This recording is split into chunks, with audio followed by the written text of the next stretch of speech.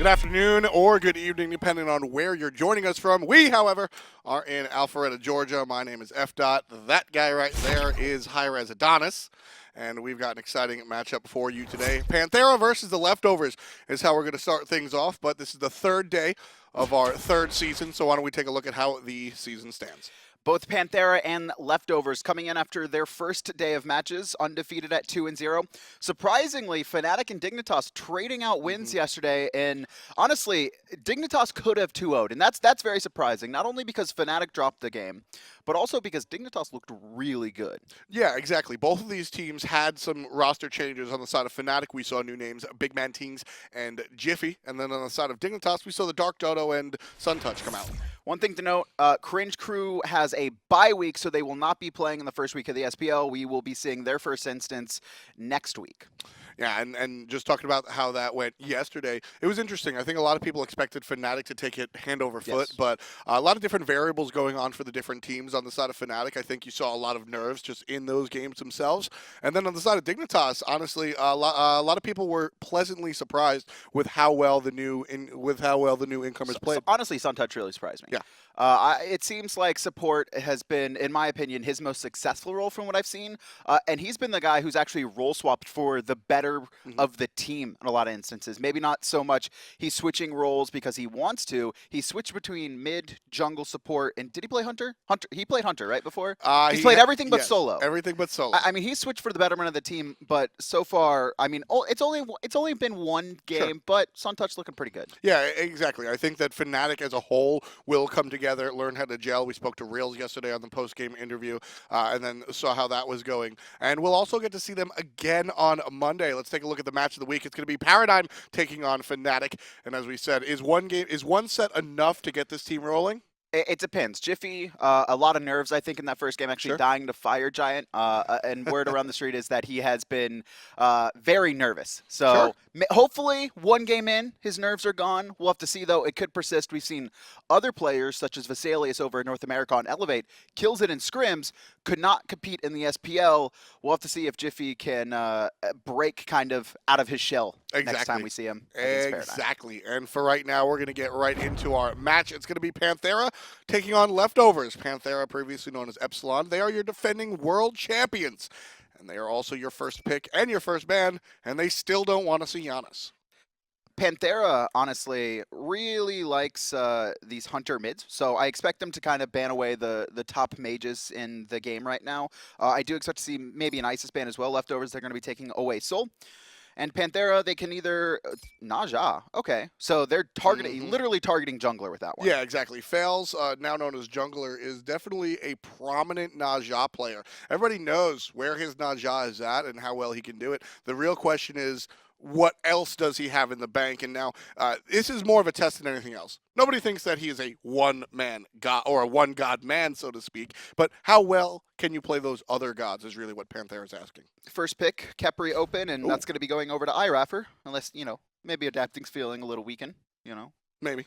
Khepri jungle. We saw it once, it was really exciting, and he won once with it, and then he lost, and then never again. Leftovers, they're going to be picking up Sobek for Badgah, and this is clearly a counter that Badgah wants to honestly pick up this Sobek so early. They're looking for some kills onto Khepri on her parrot as well. That is a deadly duo lane. Yeah, I mean, this lane is expect a lot of zoning. You're going to see more minions killing minions than players killing minions in this lane, because if you, on the side of Panthera, walk up a little bit too far, you're getting flipped into an impale, into a pillar, and you're probably dead.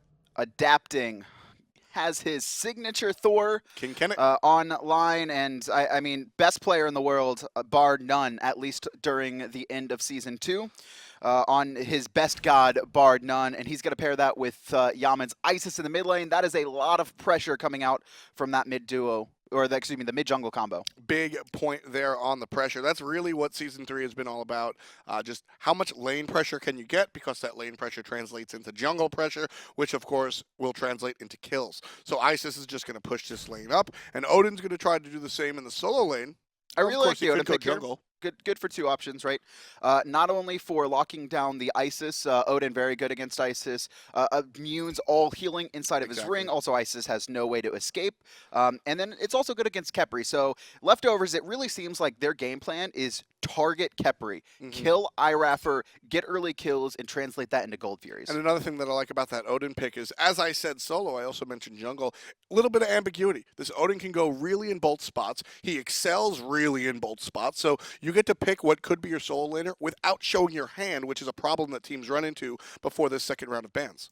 Rom taken away as well as Hou-Yi. So leftovers starting to target emilitoo, and it's a Panthera once again continue with the target bans. They're going to take away Cherryo's Raw and also Ao Kwang, although that's not really a target ban. That's just Ao Kwang. You know, even if Khepri's not on the board, Ao Kwang's just really good. Yeah, and then he gets better when he excels against his counter. You know, Raijin picked up for leftovers. Spicy.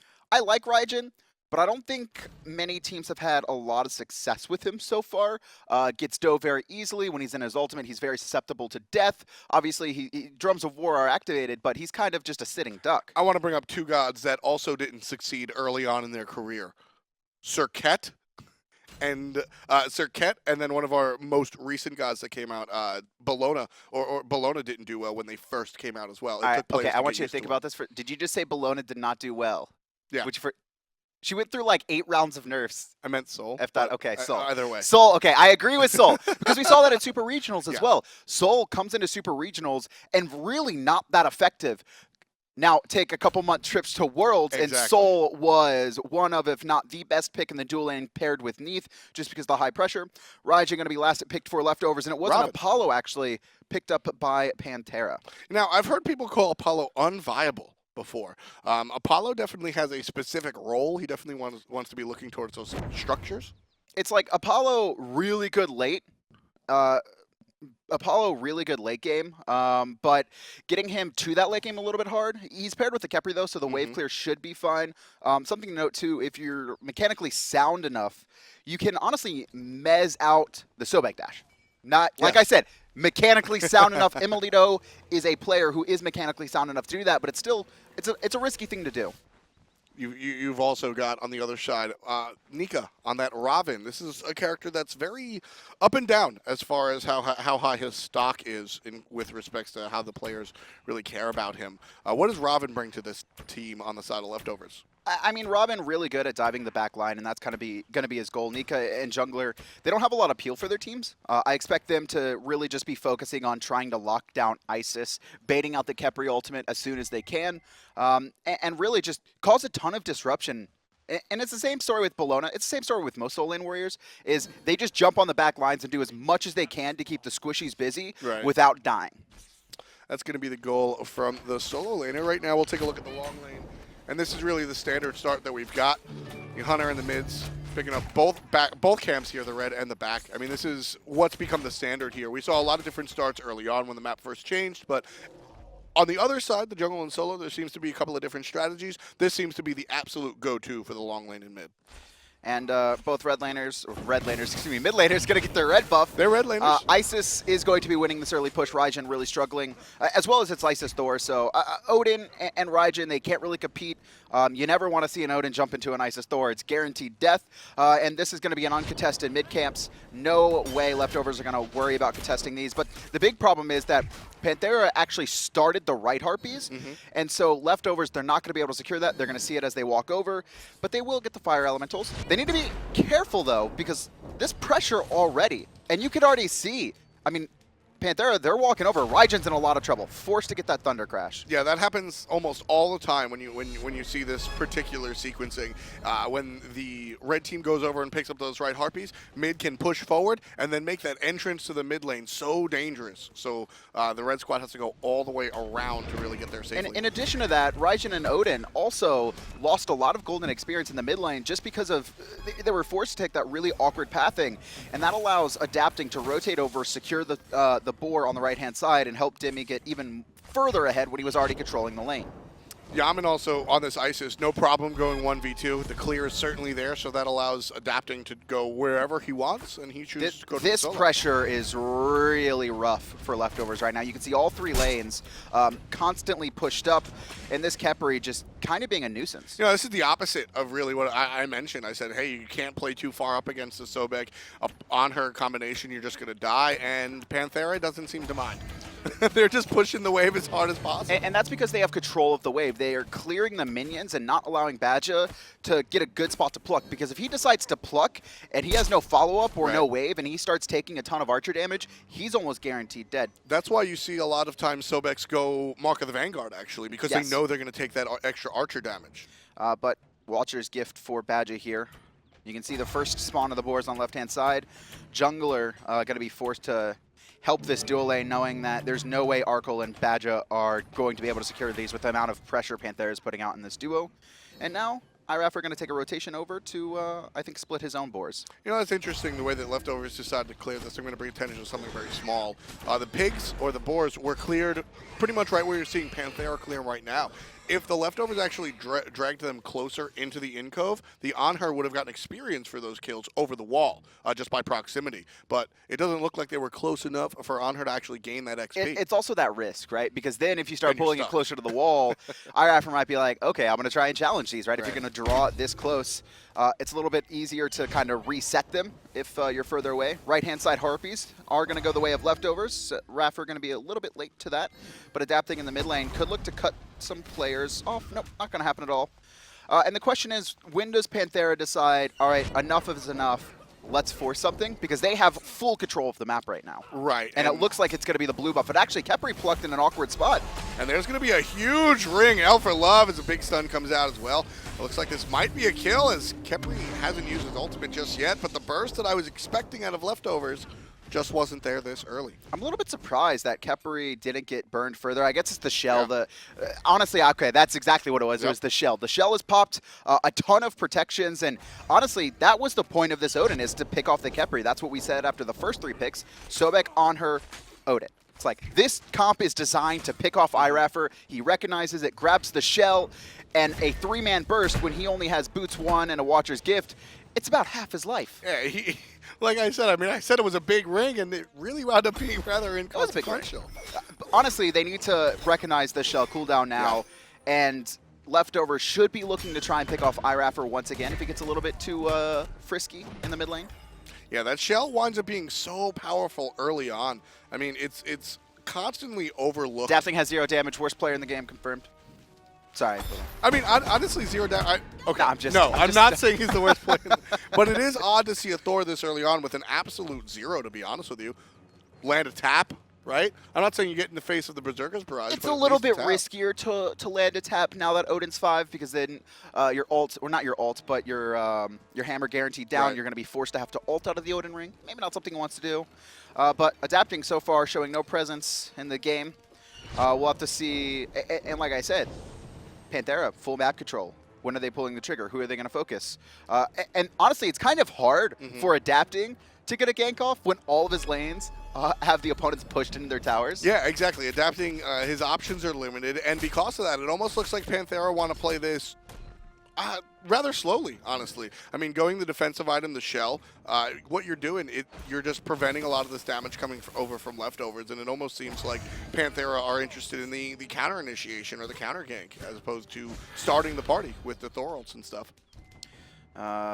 Raffer and adapting just going to be saving this wave for Yammyn, who has now completed his boots. Raijin electing to go into Doom Orb first. You can see he has no mobility, but a lot of mages who have these escape mechanics do prefer to go the Doom Orb early, like to get that stacking. It's 140 magical power once it's all there, and once you combine that with pin boots, it's a lot of burst coming into about the 10-minute mark. Adapting going to get his first damage numbers on the board, and a nice stun onto Cherryo. Good silence. Badgah going to be off the mark for the pluck, and a disengage from leftovers. Nice jukes coming out from Badgah. If all 4 hit, it really wouldn't have been that big of a deal, but it's nice to see just how agile. Oh, Thor's taken to the sky. Arkyl's in a lot of trouble. He has no idea what's happening. Jumps forward, gets stunned out, and a couple more hits will confirm the first blood if Panthera can find it. Taps good, and there's Raffer over the wall. First blood going the way of the support. So I love that Arkkyl jumped in. Now, don't get me wrong, perfect purification is coming out from emilitoo. He read it. However, Arkkyl recognizing that there is no way he's getting out of here. Speaking of not getting out of here, Cherryo, was that purification as well? Yes, sir. You can see Khepri almost connecting the silence, but Thunder Crash going to be able to get through with that CC immunity. Back to Arkkyl.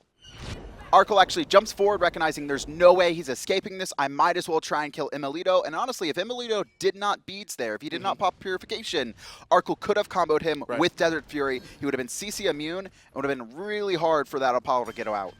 Exactly, and also just a different way of trying to escape, right? If you the opponent is expecting you to run towards your tower, so if there is support coming from that squad, it's going to be on that tower, right? So you run the opposite way, run into the jungle, maybe you find a quick way out, but iRaffer coming around from the corner, stop that.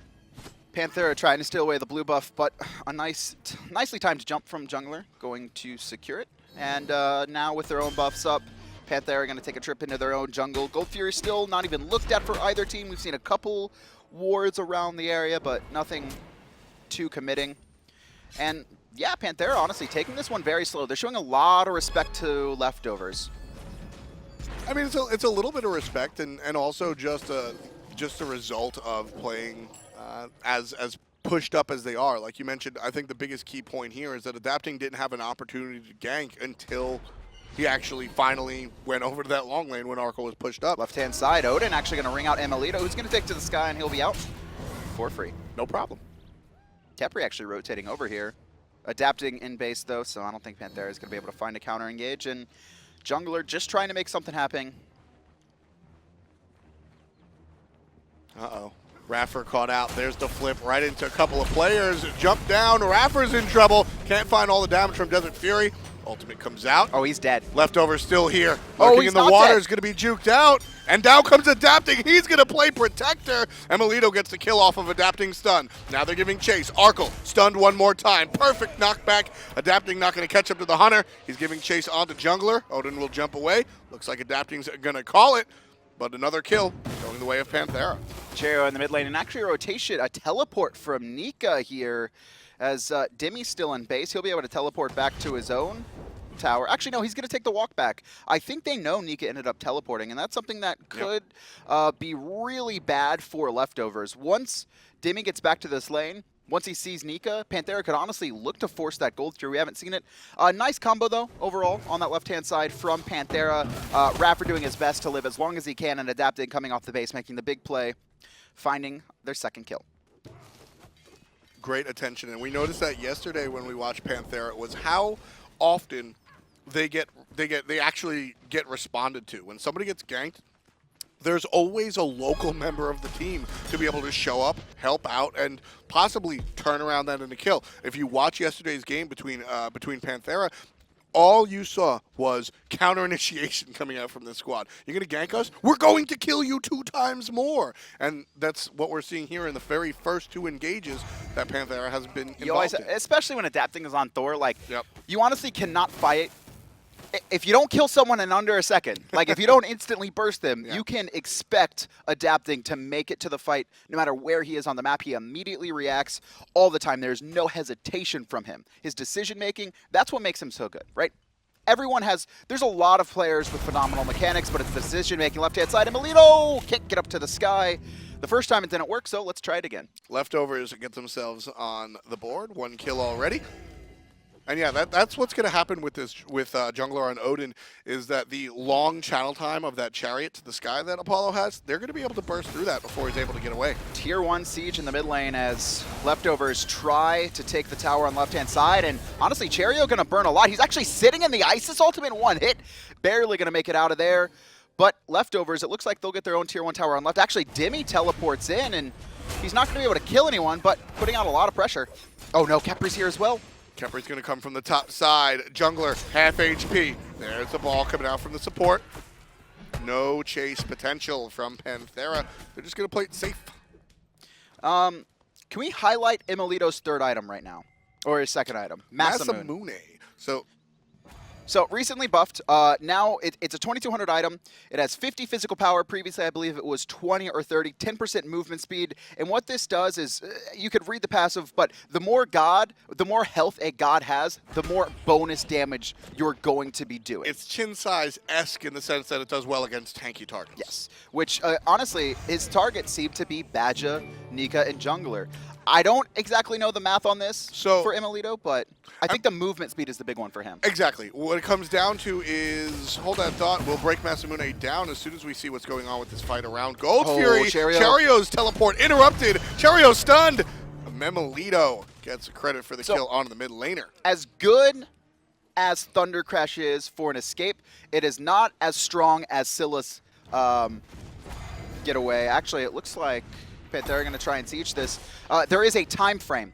Basically, when you start casting Thunder Crash, there is about a half a second to a second where you could be plucked out of it, and that's what we saw just there. We saw the Thunder on the other hand side. Oh, yeah. However, iRaffer silencing Cherryo out, and they find a pick. So I want to get back to this Masamune because we never really finished the conversation. The passive is, I don't want to say irrelevant. You always welcome the damage. The really big key point about this item, it's 2,200 gold with 50 power on it. That's why hunters are buying it early. 10 movement speed as well. Yeah, movement speed you can never say no to, but this item will actually, so it's not as much power as Transcendence, but 50 is a lot, and 2,200 is quick enough that it just boosts you up. It's all about this power curve. A lot of times in the past, hunters have just sort of sat, bided their time. You don't fight with Transcendence tier 2.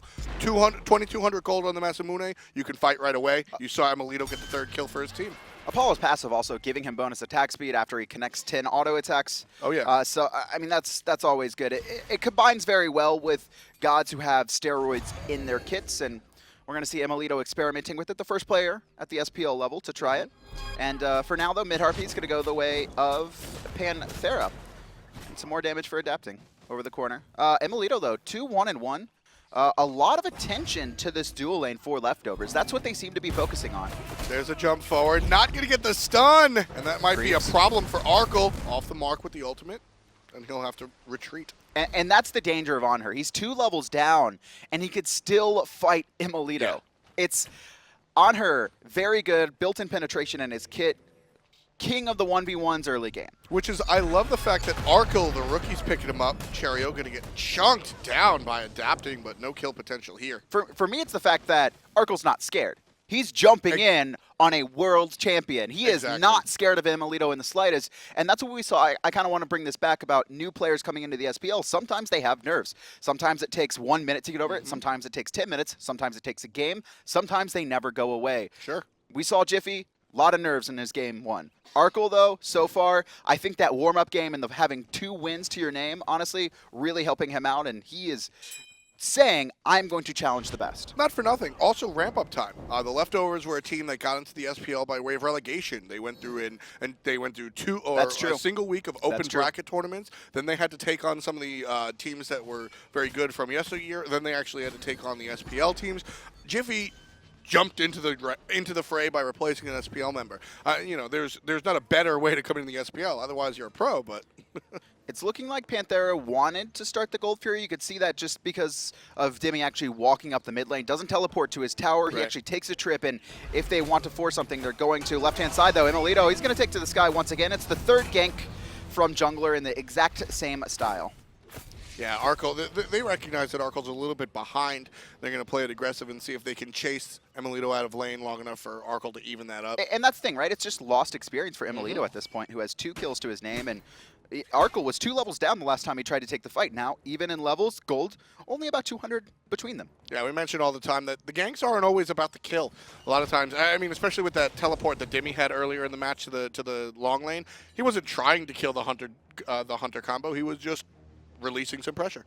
Gold Fury, you can see this is what every team's looking at right now. All 10 members grouped up on the left-hand side, and it's going to be Panthera to start it off, and Badgah going to try and get in as iRaffer. He's going to be playing zone duty. Not Nobody's attacking the Gold Fury at the moment. Big Stun spear ball. on to Nika. He's going to have to find a way out, and he does. Panthera now focused on the left-hand side, except for adapting by his lonesome, looking at the mid laner. He's going to get the tap, and now Nika in some trouble. Stunned out. Here's help from Anhur. Adapting is very low. He's going to get stunned, chased out, but iRaffer's there with the ultimate to save the life of the jungler. Dimi shows up, takes one down. Badgah answers. Yammyn down for the count. And in the meantime, you can see one dead for Panthera. Tier 1, it's being sieged. Jungler and Badgah going to try and hold. There's the knockup. Dimi can't get the bludgeon off, and it looks like, ooh, right-hand side.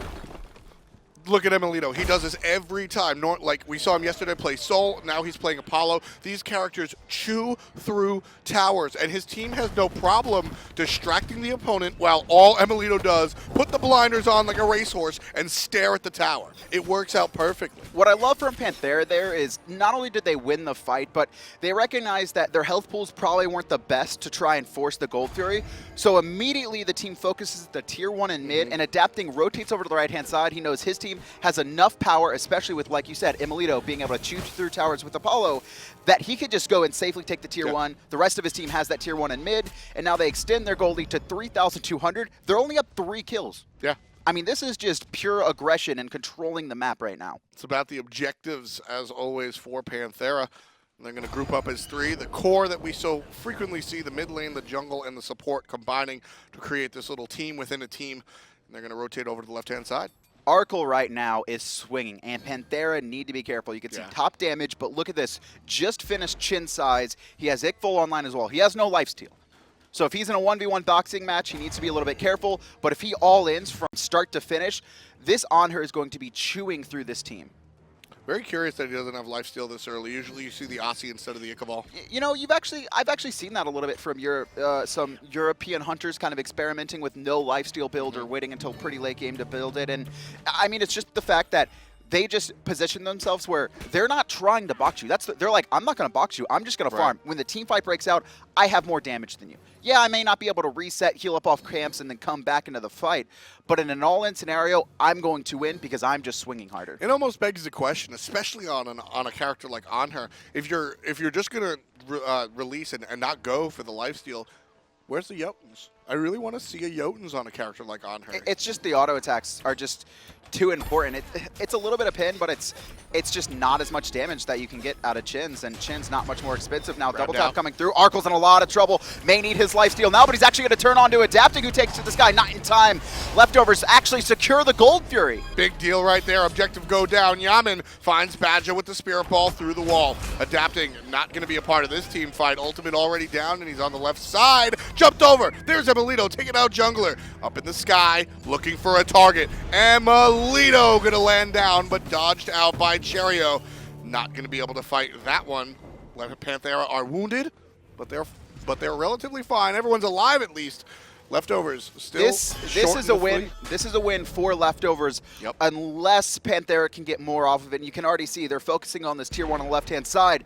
But with Nika's teleport in, Cherryo's still on full life, actually adapting in a lot of trouble. Good sanctuary from him. There's the percussive storm, and Cherryo picks up adapting, caught alone in the jungle. Very rare occasion for adapting to be caught out in a situation like that, and Cherryo takes advantage of it. And look at that. As you said, it's a win for Leftovers, and if you want proof, look at the graph. 1776.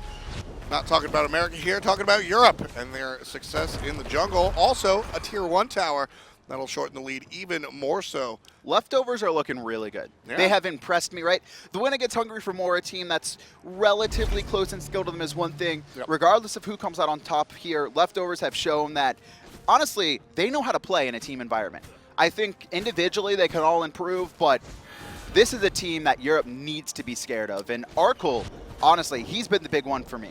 Yeah, and that's a big deal. If you want to draw comparisons to some of the other teams, you know, you got to look at what Pain to Beyond has done with that squad over there. Because you look at this team, you've got Badgah and you've got Cherryo. Cherryo is a character that has always sort of been a coach-type player, a leader-type player on the teams that he's played on, formerly London Conspiracy. I agree with you, but in mid, he's looking like a star. Of course, of course. Well, what I'm getting at is that Cherryo is generally a leader-type player, and Badgah is the captain. He's forced into this leader role, and from what we've seen, he's he's adapted very well. These other three players, Nika, Fails has had a little bit more success than the other two, and Arkkyl, these guys are strong players that need some guidance, and Cherryo and Badgah stepping up, giving them the guidance, and they're able to produce a team like this. Why did Fails change his name to Jungler, man?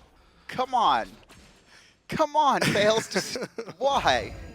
Why? I've got nothing for you, man. 21 minutes in, Leftovers have closed the gap on Panthera's lead. Only about 1,500 now. Both mids actually electing to pick up the Imperial helmet, something we've seen very heavily looked at for Season 3. This item provides not only magical power, physical defense, but also penetration. Very good for these mages who get focused a lot. And honestly, the big thing here is the stats. They're okay, but it's the fact that this is only 1,700 gold. A great bridge item after you finish. And that's the thing, right? All three of these items that looking at specifically Cherryo has built are all around 2,100 gold or less. Adapting, left-hand side, going to come crashing down. Arkkyl, Arkel's beautiful dead. Wall. Jump is toast. And Adapting puts number 8 on the board for the squad. That's a tier 1 tower as well, more importantly. And you can see all of Leftovers, they're just not in position to try and contest this. Jungler was over in the right-hand side, Badgah kind of in the mid lane, and Cherryo coming off of spawn. And it looks like Leftovers, they kind of want to contest this, but Panthera are definitely going to force it. Yeah, there's 4 players here, one of them which is the Khepri, so 4.5 if you will. Oh, the Soul Laners as well. Dimi with the 3-level lead. If he teleports over, this is really bad for Leftovers if this force is fought. They're going to fight. This fight is forced. Yeah, the solo lanes are going to fight each other to force the lack of teleport. Badgah gets immuned out, and he's not going to be able to find the pluck. Raijin putting out the damage. Emilitoo's already chased out. Adapting's chased out as well. Ultimate from Khepri onto Yammyn. He's going to die to the tower very intelligently. But there's the ring. Cherryo picks up one. iRaffer, no ultimate to his name. He might be toast. How tanky is he? That's the question that Leftovers want to ask.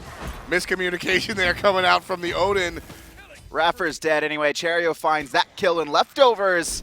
Ouch. They're here to play. They find 2 kills. Adapting almost died as well. And even though Dimi had a 3-level lead on Nika, neither solo lane teleports into this fight. And that's the big one, right? If both solo laners teleport, Dimi is 100% going to be more effective. His build is further along, but he can't make it over there. And Panthera, they drop that one. Very intelligently played by Leftovers. Bringing up the point, Nika fought that intentionally. Nika jumped into Dimi, knowing that Dimi wanted to rotate. If Nika's physically fighting Dimi, he can't pull out the teleport. And then Panthera, what happened to Panthera, looked like they had the numbers advantage because 2 players were standing on the tower, but there was 2 more in the jungle. Panthera didn't know. Leftovers played it sneakily and perfectly. Now, I said at the beginning, Raijin has been overrated, and I think it has. I think right now players and teams don't know how to really work around the god well enough. I think give it another month and you'll see this god really start to shine. But I mean, Cherryo, his mez, so useful. Twice in that fight, actually locking players in place for a second, allowing extra damage to get off that, honestly, Panthera wasn't expecting to come through. And 8-5 in kills, 2K gold difference. The world champions look challenged. And a big thing that Raijin did in that fight was the long-range damage. Sure, burst is big, but it's all about how can you reach the players. Emilitoo and Adapting were the first 2 players chased out, and Emilitoo was the furthest player away from that tower situation. Raijin just used the ultimate to create that range, which really allowed Leftovers to take the numbers advantage. You know, I'm really surprised because at the beginning, I expected Panthera to be a little bit more aggressive, and they were. They were controlling all the lanes, but we saw a couple invades here or there. Leftovers kind of just allowed themselves to get invaded. They weren't too worried. And this Thor Isis, who are so good in the first, specifically 5 levels and up to probably about the mid-game, they're not going to fall off. It's just the fact that this Odin, if he goes tanky, which it seems he has, as you can see him building the Desertion, it's just going to be so useful for utility, and Cherryo's damage is just going to be higher. It's just a fact. Raijin is a immense late game powerhouse. Isis, her power spike is level 5. And then everything there, right, it's just downhill. She shifts. She becomes a character that is more about defending objectives and dropping the ultimate more so than just dropping a player. The problem is Panthera don't have a lot of instant burst. A lot of their damage is going to be relying on Emilitoo and probably some big spear balls from Yammyn. Whereas Leftovers, you could see it coming out from multiple targets. The Anhur, the Raijin, and Nika and Jungler will combine for some pretty good poke, just kind of like Adapting and Dimi.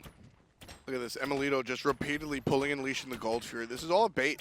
Basically, Panthera want to make it seem it looks like they almost have intentionally left these wards up to force leftovers to come over and engage on the Gold Fury. They don't actually want to take it. They want the fight that's going to happen around it, and leftovers a little too smart to take the bait right now. Panthera, they're going to reset it again. iRaffer in an awkward spot. Spear Paw going to connect on a Badgah, who zoned out. Perfect wall from adapting, and a great body block. Badgah actually diving deep, baiting a lot of cooldowns. Emilitoo will pick him up, but in the back line, it's Dimi, and Cherryo's in a lot of trouble trying to get away, but Dimi does find the last hit. Odin cages out. Adapting, he's locked in. Emilitoo going to come crashing down, and now a reset from leftovers. Arkkyl going to be chased out of the fight very low, and iRaffer's going to send him back the hard way. Nika grabbed out, he'll fall as well. Odin turns tail, runs directly towards the base. That's a tier 2 going the way of Panthera, and they're going to keep on keeping on.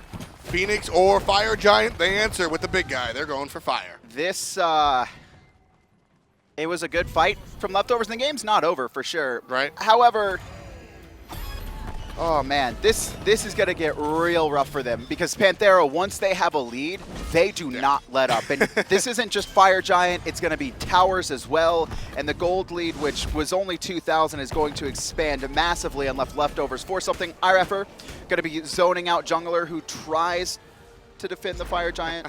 Ooh, Purification. He was scared. I would have been too. I'm not sure if iRaffer heard that or not, but Purification burned out by jungler. You know, a lot of times, I really want to point out something that I liked from leftovers in that last engagement, despite the fact that they lost it. Badgah gets bursted down because of Panthera's excellent positioning. They create a situation where whoever comes down to take that fight by mid-harpies gets pincered, right? Badgah makes the mistake of doing that. But you know what he does, Kevin? He dashes forward, drawing all of that power from Panthera away from his teammates.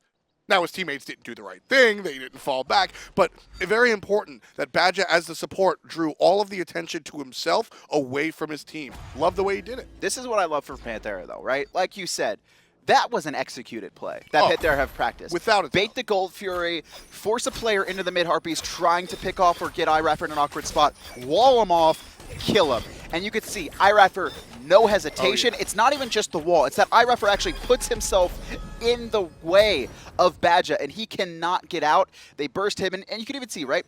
I talked about how Panthera doesn't have a lot of burst, and no one was really bursted in under a second or two. Nope. It was kind of just great target selection from the entire team to focus off one player at a time. Badgah was the first one, and then it was just kind of downhill from there. And now Panthera going to be sieging this tier 2. Emilitoo laughing right before Panthera dives right on in. iRaffer grabs Badgah. Badgah's going to be about half HP, find a way out on the backside. But that's a Khepri ultimate forced by Raijin. Big play there as Dimi plays Spacer. He's all the way in the front. Down comes Adapting, missing off of the jump from Odin. And the tier 2 tower is going to go down. And with the regen from Fire Giant, Panthera is totally fine to keep on pushing. Raijin's ult's down. The drums of war probably going to be needed for a game changer. Adapting in a lot of trouble. The burst coming through. Arkkyl, he's going to throw out Desert Fury, but Panthera are going to reset, and I think they recognize that leftovers, with a level 20 Raijin, even if he doesn't have ult, he has a lot of burst, and they're going to take the safe path, spend their gold. Can we actually see gold in hand before they take a trip back to base? Not too much from each player, but 1,000 to their names for the most part. Yeah, they'll be able to round out some of these items that they've selected. Another Void Shield. I think it's time that we sort of respect this item as standard or meta, if you will. It's so perfect for gods. Like we saw it on Fenrir yesterday a lot, and on this Thor. It's a hybrid item, and comparatively speaking to what we normally see, usually the beat stick or whatnot, you're losing very little. You're losing 10 power for 50 physical protection, which is just a trade-off that you absolutely have to take. So we're seeing more and more of this item. Don't be surprised if you see it almost every game. And more importantly, it's better than beat stick in that fact, because it's not penetration on it. It's actually physical protection reduction on everyone. So that means all the physicals on Panthera are going to be doing more damage to these players. And Panthera going to be sieging the other tier 2. Look at this, Adapting in the jungle. He is waiting to go in. He's making sure to stay off of a ward. And there he is. He's going to come right on down into the backside, forcing Arkkyl out, who's been a big pain for Panthera. Raijin going to play it long range. Emilitoo going to dive the back line as well, getting a couple of knockups. Meanwhile, the rest of the squad looking at the front, looking at Badgah, and now they're looking at a corpse. Nika low as well, forced to ultimate out. He'll be relatively okay unless iRaffer can find the pluck, find the hits. Emilitoo taking down the solo later as the rest of the squad takes out the solo tower. Now the aggression onto the Phoenix. Somehow, Emilitoo in the back line as an Apollo zones out 3 players. You can see this Phoenix going to be starting to siege, and actually, it's Dimi in an Great awkward ring. spot. emilitoo will take out one, but Cherryo with the Thunder Crash takes out another, and Arkkyl's going to take on iRaffer, but the big Spirit Ball saves emilitoo for now, unless Cherryo could chase him down. I don't think he's going to be able to close the gap. Yammyn's one Spirit Ball right there saved a lot because Arkkyl was going to be able to 1v3 or 2v3 that situation with Cherryo. That was Verification. Oh, a lot of trouble adapting though. Gonna lock down Cherryo. Trying to make the big play, recognizing that his team's down, needs to probably try and find a couple more kills to help the team get back into it. Isn't able to secure it. Right-hand side, Phoenix did fall in that fight. You pointed it out before. emilitoo playing not quite Hunter. Dives the back line looking for the kill on Arkkyl. Arkkyl wiggles away, so Apollo uses all of his tools to do what who would normally be there, the solo laner, do what the solo laner does. All right, I'm going to zone. He hits a 2-man mez. They stand still. Then he uses the moves to get the knock-up so they still can't move forward. And then finally, when Apollo's done being Apollo in the front side, the tower's already down. The team comes together, and they're able to continue. Great play by emilitoo. Panthera need to figure out some way to control Cherryo. He is the one making the game-changing plays, right? Look at this. 25,000 damage. He is swinging. Has Rod finished. Dumore did lose 25 stacks, but he's fine for the most part, and it looks like he's starting to build Soul Reaver, and we saw it yesterday in 60-minute game as well. 6,000 damage on Ravana? That's one of the bigger problems that Leftovers are having. There's 2 players on this damage chart. It's Arkkyl and it's Cherryo. I mean, we're 32 minutes in, and Nika only has 3 items finished. And he's actually building into damage instead of tankiness at the end. And honestly, he doesn't need damage, right? Raijin, Cherryo, and Arkkyl are the ones doing the damage. He just needs to live and kind of be a distraction as best he can. But Fire Giant Bait adapting is going to take to the sky. He's going to land onto Arkkyl, and Arkkyl as good as dead adapting. He's on a killing spree, 3 in a row. And now you can see iRaffer trying to keep up the chase. Nika trying to deal with adapting as Cherryo is getting bursted in the backline. Sanctuary for now. Stunned out, one more hit. It'll be Dimi to find that one, and it's just a matter of time for Panthera as Badgah falls as well. 3 dead on the side of Leftovers. Panthera looking like they're coming for the win right now. Ultimate forced out of Nika. Stun's going to come out of adapting, but not too much. Can't find the double tap, so Nika lives one more time. And the Panthera with the right-hand Phoenix already down. They're looking towards the mid if they can get there. And they'll go, no, just waiting, pushing up these waves. Fire Giant going to be dead in just a second. Yammyn and emilitoo were able to combine for that, and the rest of Panthera recognizing that their team had the damage. Let's start pushing out this wave in mid. This is going to be an uncontested Phoenix. I don't think Nika and Jungler have anywhere close to the damage to finish this one off, and only 1 Phoenix remaining. iRaffer going to tank it up. Panthera, 20-7 kills. This is looking like their game. Yeah, without a doubt, Kevin, unless Leftovers pull something absolutely incredible, which, to be fair, we totally have seen. Panthera definitely poised to take this one. All 3 Phoenixes down, not a tower or structure in sight. Fire Giant taken out by just 2 members of the squad. Panthera definitely have their foot on the gas, and it doesn't look like they're going to stop anytime soon. emilitoo, he's full build. Going to pick up The Crusher. red buff before he goes. See if he actually elects to sell any items or if this is what he's comfortable with. And it doesn't look like he's planning on selling anything. So, there's no more structures up. Does emilitoo sell the Crusher for beat stick? There's not a lot of healing. There's Phoenixes that may respawn. I don't know. That's fair. That's fair. I don't know. I don't know if he might not have the gold to sell it and buy a new one. The Crusher, let's take a look at that, though, because it's the proc that you get off of attacking when that Phoenix does show up is huge. Look at that. Physical penetration by 5 for 2 seconds, max 5 stacks. Physical penetration, 5 times 5 is 25. You're getting an additional 25 physical pen just for fighting on a Phoenix. That will translate to players. That's a whole lot of pen, Kevin. Panthera, though, in the meantime, that right Phoenix did spawn. They will see emilitoo get that proc. They're going to be sieging this up. Leftovers, they're going to try and defend. And Panthera, they're waiting. They just want these fire waves to push forward. And it's going to be Jungler trying to make the play. He's going to ring out 2. And there goes the Drums of Wars, but no one's in range to be hit outside of the tank. Dimi, who's actually caught trying to finish off the Phoenix. He's forced out. Badgah going to find the pluck and actually help Dimi to safety as Badgah was trying to get out. emilitoo and all of Panthera are going to reset, but this Phoenix hasn't fallen yet. Ooh, I was holding my breath that whole time for Badgah, and he does find a way out. He's healthy, but his base is not. As we said, all 3 Phoenixes are down. The right-hand one gets taken out for the 2nd time. Panthera, 5 on 5. facing Raffer. leftovers in their base. Badger's going to be taken out, not safe this time around. Jungler's ring doesn't seem to be doing much of anything to Panthera. They'll fight in it all day. Fire minions raining through, and leftovers, this is their last hold. They're going to try and do their best, and honestly, Panthera, they can't seem to find a way in. iRaffer going to miss his pluck, and at half-life, you can see Cherryo over on the side trying to kill Adapting, but, I mean, 3 waves of fire minions, 5 players strong. Almost impossible for leftovers to hold out with all that damage, and that's just what happens. Panthera walk away with the win, but leftovers, a much closer showing than I think a lot of people were expecting. And I think that's the key here, Adanas, real quick, is about how well leftovers mitigates the damage from the world champions. Let's take a look at one of our first bloods here from the game a little bit earlier. This is how the game started off. It was all about iRaffer. He gets the kill over the wall. Does all the work. Yeah, all the work done by iRaffer, 100%. But in all honesty, in some of these other clips we see, a lot of it was iRaffer. He combines with his teammates to put on a spectacular slash line and really drive a lot of the win. He winds up being our player of the game. And you can see just perfect use of his ultimate. The plucks for me have been on point, honestly. Yeah. It was the constant plucks, especially this is where he actually locks down Cherryo, who tries to thunder crash over. Perfectly timed. We saw this multiple instances. The first time we saw it, it was unsuccessful because actually Cherryo uses his purification, but he was forced to use his purification because iRaffer was so on point on locking down that thunder crash every time it was used. And again, right here, this is the play we were talking about earlier. The lockdown. Khepri's honestly so wide. Yeah. Perfect. And you know, when we look at Panthera, we see a team that has a physical playbook.